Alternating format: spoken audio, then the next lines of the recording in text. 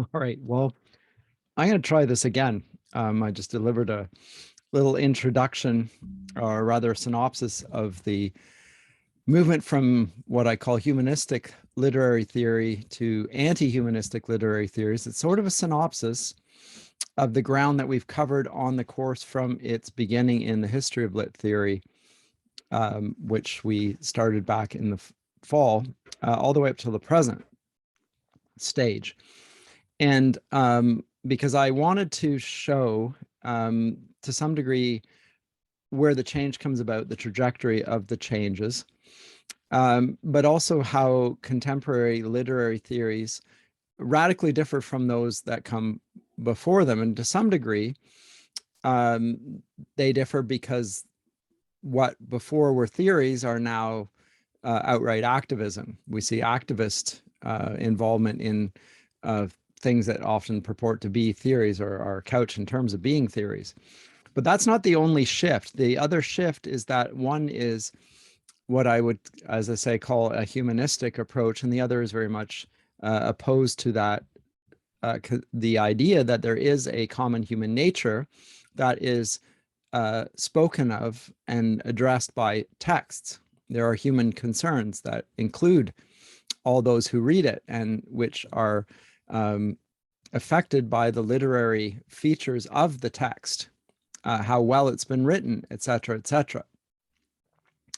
And so we began last semester by talking about literary theory as something simply related to writing, and writing well at that. So excellent literature and the features of it, to some degree, the morphology of a good work of literature. We could see that, for example, in Aristotle in his discussion of tragedy. He discussed the component elements of the tragedy as he saw it in its best exponent, which was Sophocles' Oedipus, the king. And he further then discussed it in relation to other types of literature and gave us his opinion on why the tragedy was the greatest literary form. Although when he did this, I noted that he was at odds with his own culture and with those that followed that tended to see the epic as the greatest literary form. All the same, it's there. And then we saw in the discussion of Horace and his Ars Poetica, I gave to some degree a little background study of what led to that Ars Poetica, the classical expression of poetics in the Roman world, which is the Hellenistic period, and the vocabulary bequeathed to us by the Hellenistic scholars that, among other things, gave us the concept of the classic.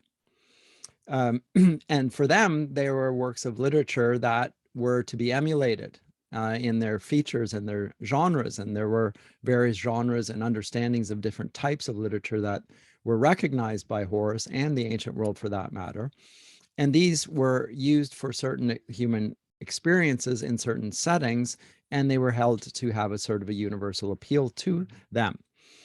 And so I wanted to talk about how the course would, when we're thinking of literary theory, we can begin with those sorts of considerations, and yet also to account for the way in which literary theory has evolved over time in accordance with different eras and different considerations, from the ancient concern, as I say, Horace encapsulates in Ars Poetica, to the way in which it is to some degree built upon by Augustine in his De Doctrina Christiana, in which he explains that is not only the literary features of beauty and truth and goodness that are of interest to an audience, but also the way in which the text actually transports us to other concerns, transcendental concerns, or noumenal concern, or the idea of holiness.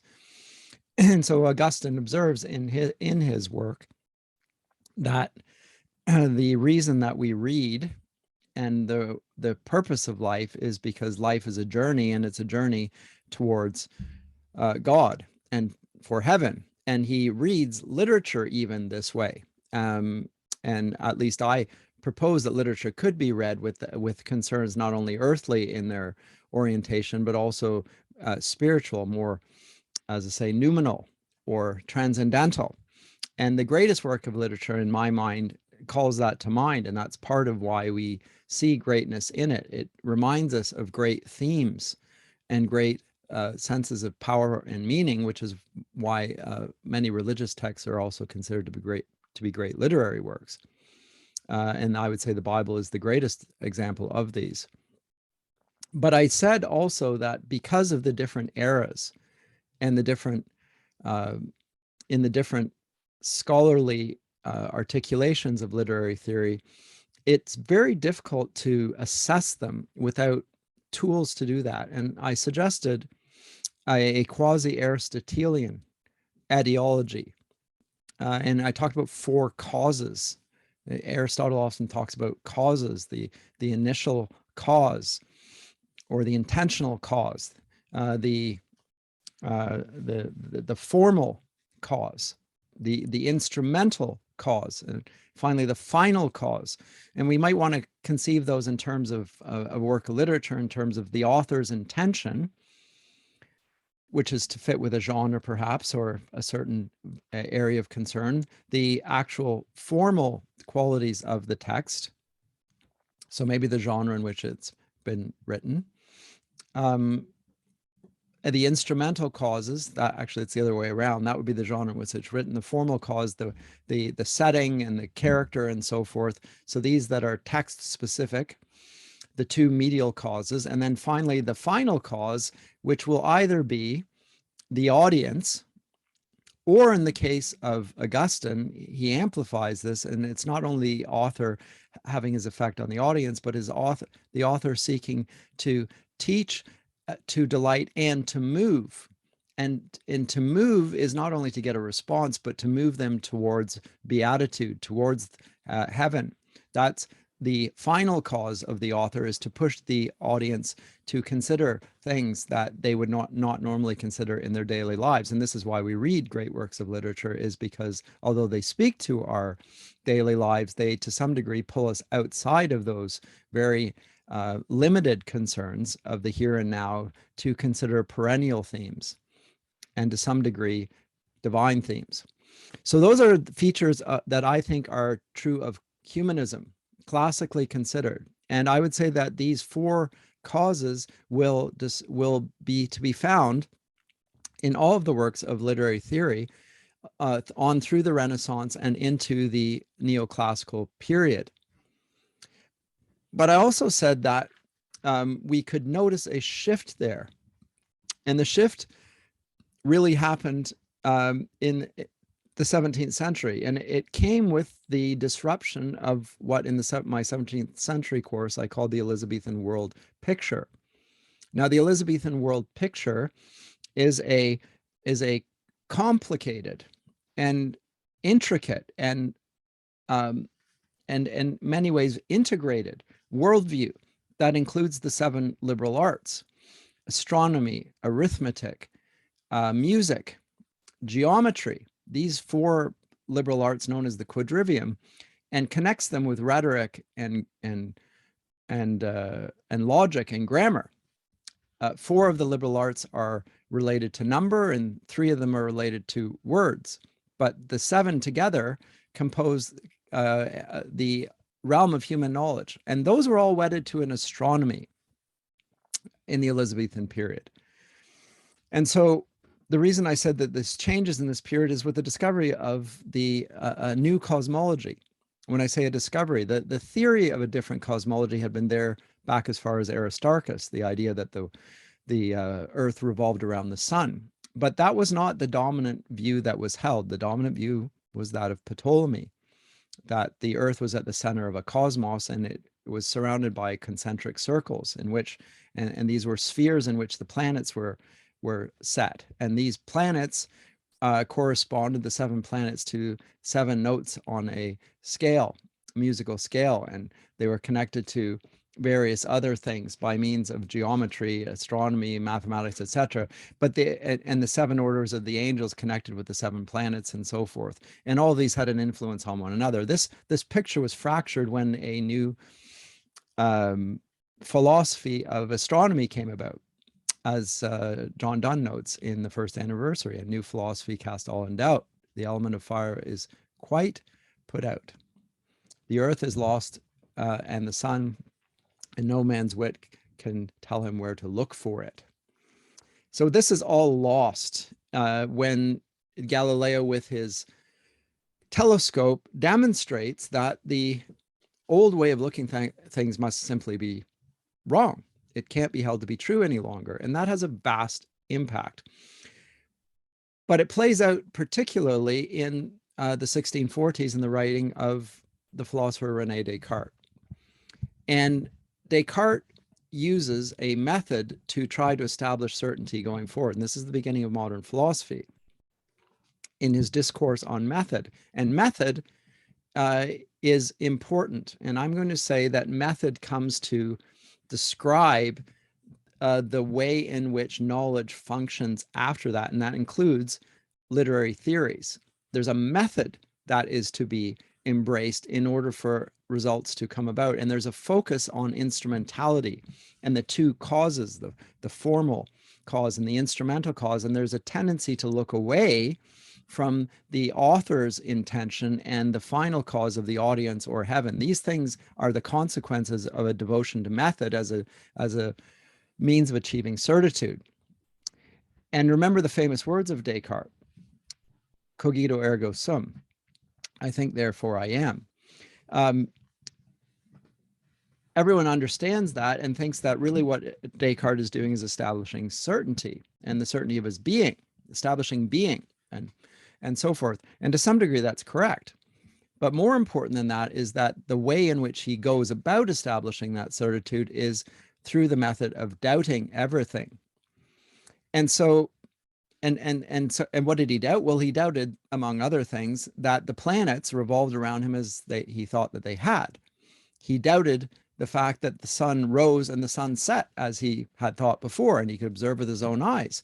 And if that was the case, how could he be certain of anything? So he decided to posit this radical method of doubt in order to find some fixed point upon which he could be certain, and then everything else would revolve around that. And it was a sort of a Copernican turn in philosophy in the same way we can see there in astronomy.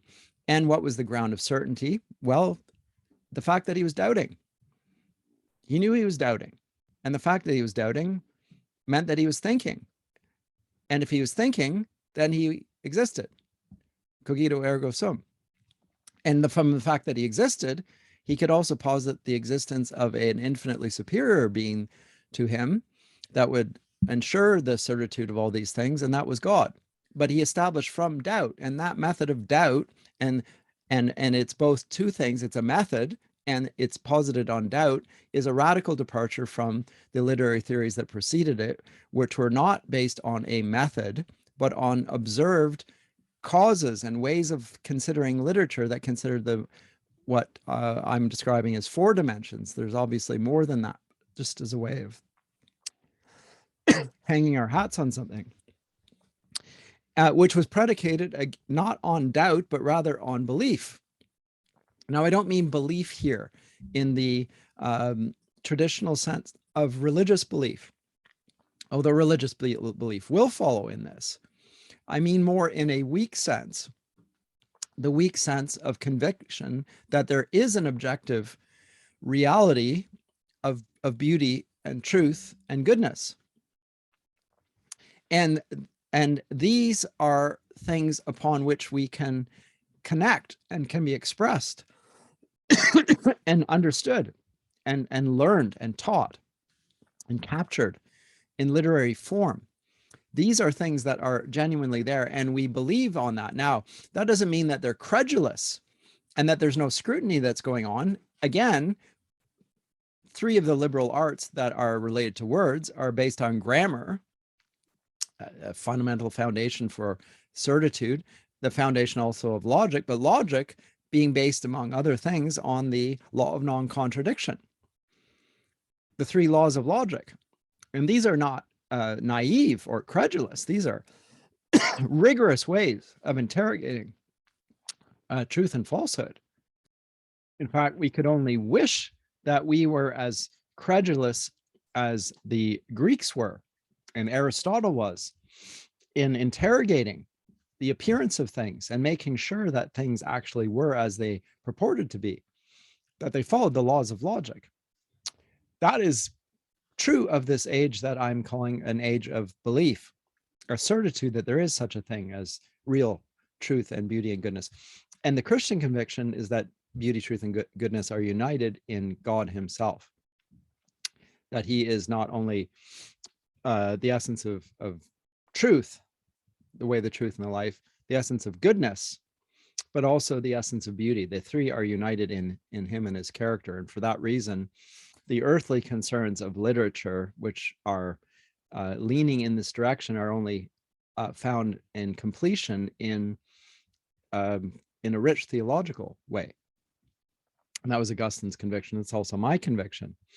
But once this shift takes place in Descartes, predicated on two things, on a method and predicated on doubt, we start to see the breakup of the Elizabethan world picture and a movement towards something very different. It takes time for this to play out.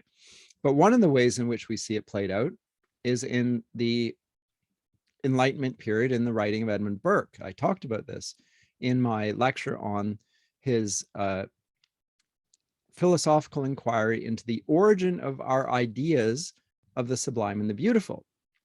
It's a bit of a mouthful for a title, but it's telling that it is an inquiry into the origin of our ideas. They originate in us, in our minds. He's reflecting his Cartesian approach to understanding the world. It begins with us. It's not an appropriation of something beautiful, true, or good out there. It's the origin of our ideas of these things. He's also reflecting, of course, his adherence to Lockean empiricism in his expression of this. Our ideas originate from something within us. So it's predicated again on this idea of doubt.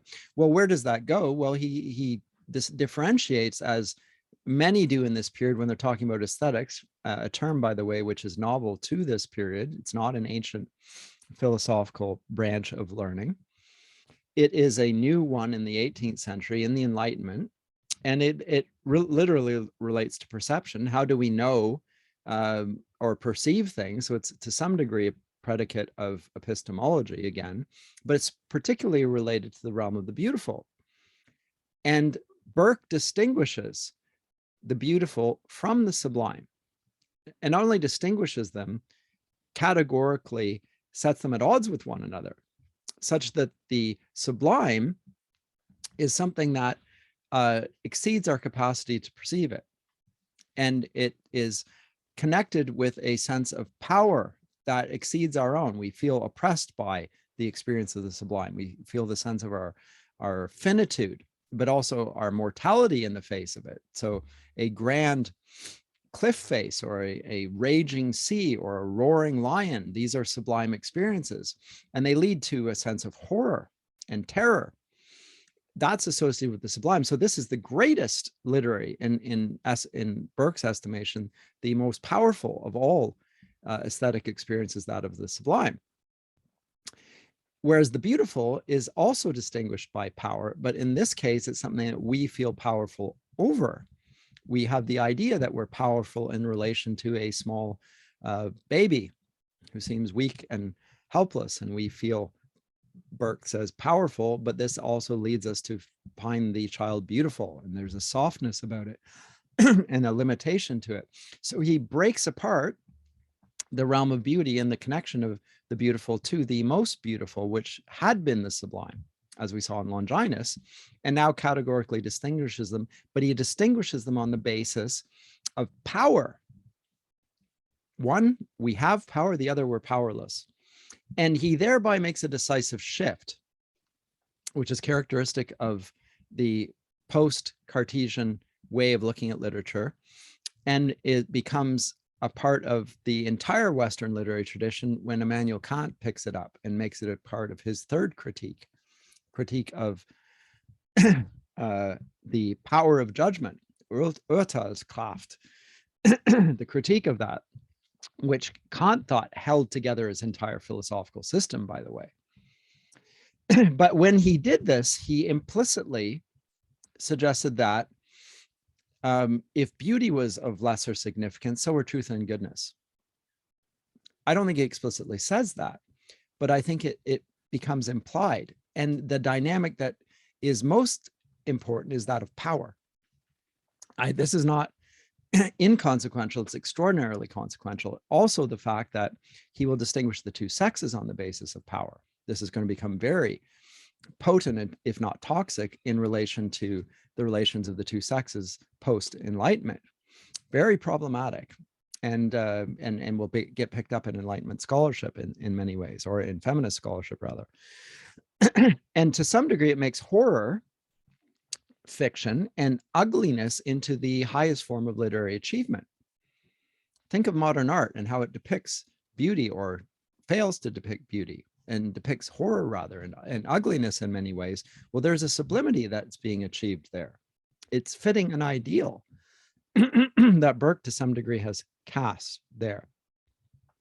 So this is where, and Burke is writing in the middle of the Enlightenment. I don't mean to be too hard on Burke either. He's just a good, he encapsulates concerns here that alongside the Enlightenment's project of autonomous reasoning, of establishing the legitimacy of autonomous reason, which Kant makes the hallmark of the Enlightenment, the daring to know and the casting off of the shackles of past ways of thinking, of seizing the day for oneself, of constructing the world as if one was an orphan.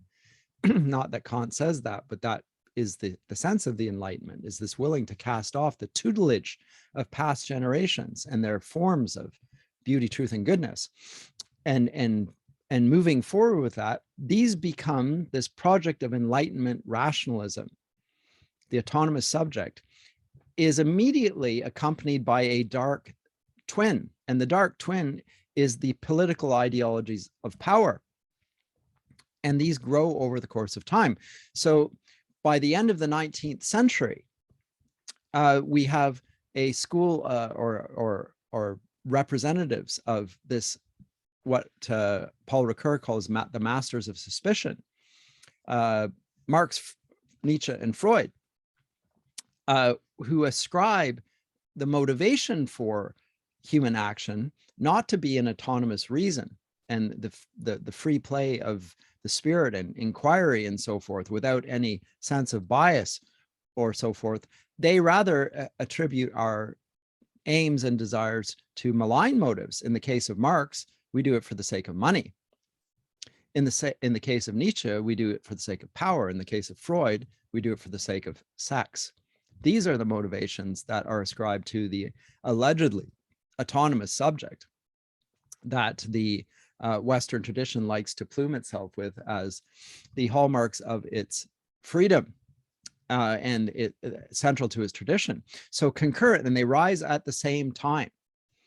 So the one is, here's the means of advance, dispassioned, objective inquiry using a certain method to rule out any bias and so forth. But the critics come alongside with it. And we could even add one further, the Marquis de Sade, who attributes not only, it's not just money, sex, and power, it's just simply brutality and sadism, and to some degree demonism, that which gets expressed in the writer Aleister Crowley, which I've not mentioned here thus far, and I don't need to get into. But and so the critics of the Enlightenment, who are themselves Enlightenment thinkers, are not cautioning greater humility for their contemporaries. They're not marked by humility themselves, and they're not marked by restraint for that matter. And here's the double irony then. The critics of the Enlightenment who come out of the Enlightenment, the Marx, Nietzsche, Freuds, lead to terrible progeny themselves. Progeny that will be given voice to in the 20th century. Well, what are these terrible progeny? Well, in the case of Marx, it's communism, which is the most murderous political regime that has been known in the history of man. Terrible, brutal. despite the skepticism about motives, this is the outcome. In the case of Nietzsche, well, it's the dark progeny of fascism or Nazism and the will to power of the Übermensch.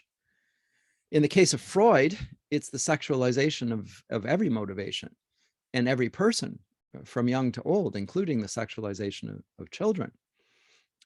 A rather perverse agenda and a perverse motivation being ascribed to every human endeavor, including the study of literature in the way in which it exalts us and leads us to imagine a better world and a better life and heavenly things even.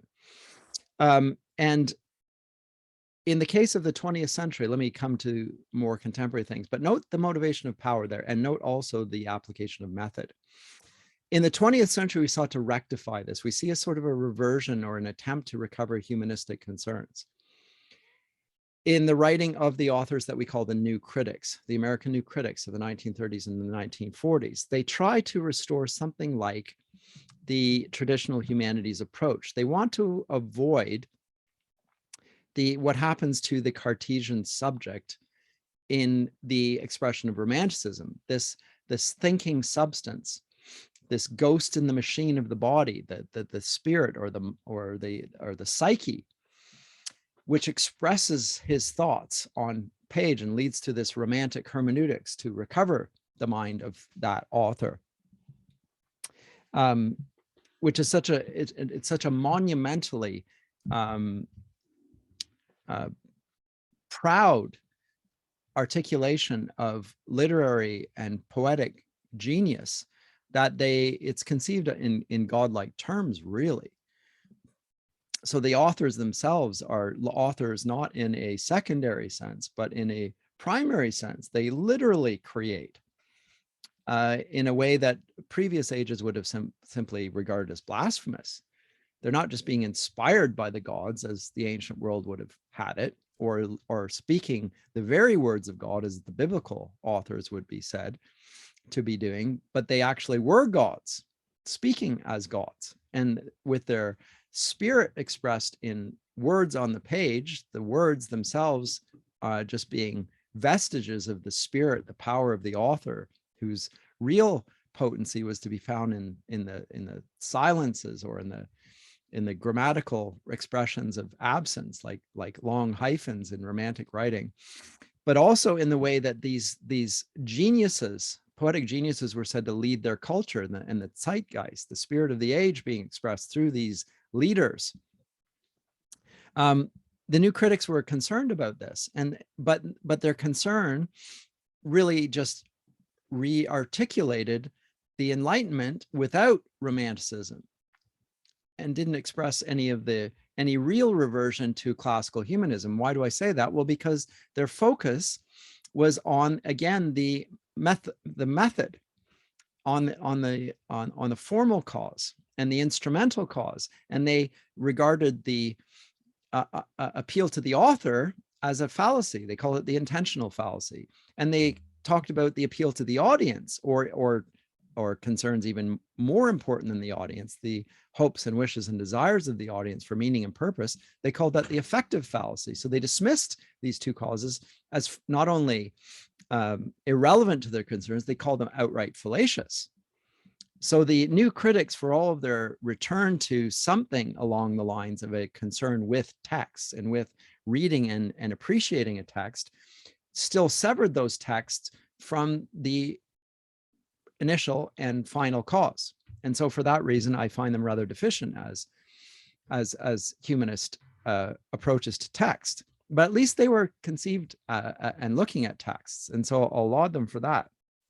But they still saw texts in autonomous terms, almost as if they had no authors. And so they were at war with the word themselves in a theological sense. They got rid of the idea of divine authorship, of the created order, and the ultimate outcome of the created order, giving glory to God, etc. And so they tried to rescue the legitimacy of the texts of human authors, but without appeal to, as I say, intentionality or purpose. And both of them are essential consideration in relation to biblical texts. And they're also essential in relation to form and genre and so forth. So they end up being deficient. And so arise the responses to these new critics. And those new critics are often what we call postmodernists.